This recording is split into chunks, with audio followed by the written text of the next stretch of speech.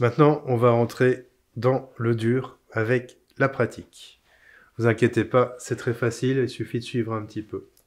Alors le matériel nécessaire pour vous entraîner, pour pratiquer les exercices, un bloc de feuilles, un stylo. Si vous en avez besoin, une calculatrice, il n'y a rien besoin de plus. On parlait tout à l'heure des différents cycles de vie, du chemin de vie, et c'est ce qu'on va commencer à explorer dans ce chapitre. D'abord, on va commencer par le chemin de vie. Qu'est-ce qu'un chemin de vie? C'est le chemin que vous allez suivre tout au long de votre vie. C'est le chemin que les chiffres vont vous inviter à suivre tout au long de votre vie.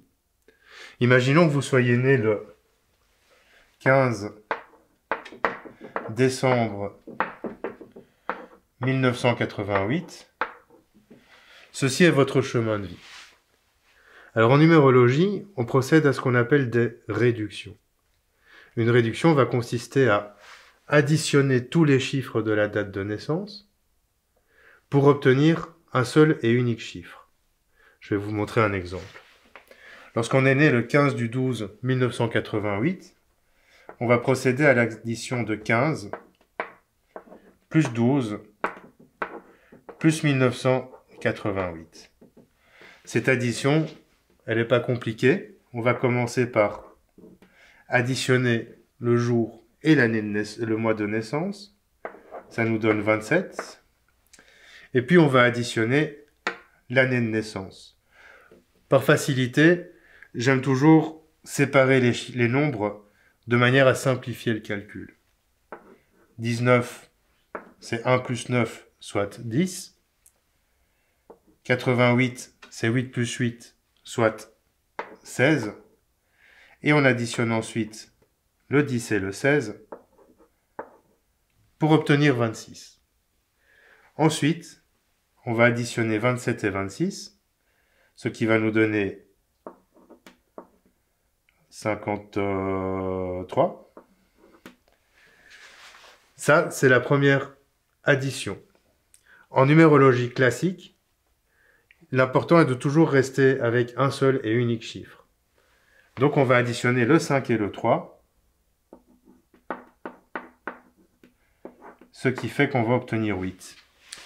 Le chemin de vie de la personne qui est née le 15 décembre 1988 est donc 8.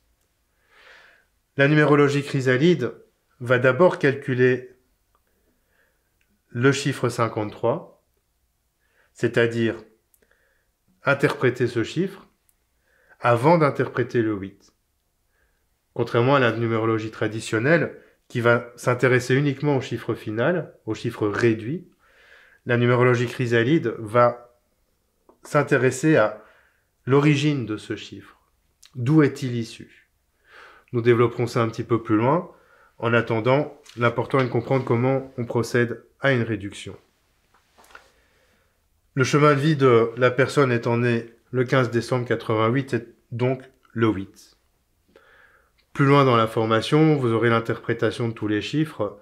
Vous comprendrez ce que signifie le 8. Vous comprendrez quelle influence ce 8 va générer sur le chemin de cette personne. Ce qui est intéressant, c'est de constater que le 8 est déjà présent dans la date de naissance, puisque la personne étant née en 88, elle possède déjà 2 8 dans son thème. Ceci est appelé un thème de vie.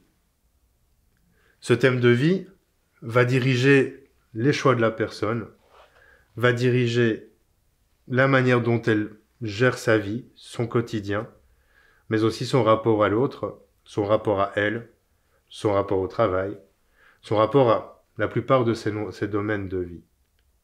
Lorsque vous obtenez un chiffre 8, vous pouvez dire que la personne dont ce chemin de vie est 8 est un 8. Face à un 8, il est toujours important de comprendre ce que va impliquer le chiffre dans le comportement général et dans le caractère de la personne. Vous aurez des récapitulatifs qui vous permettront de calculer les chemins de vie plus facilement, des aides-mémoire.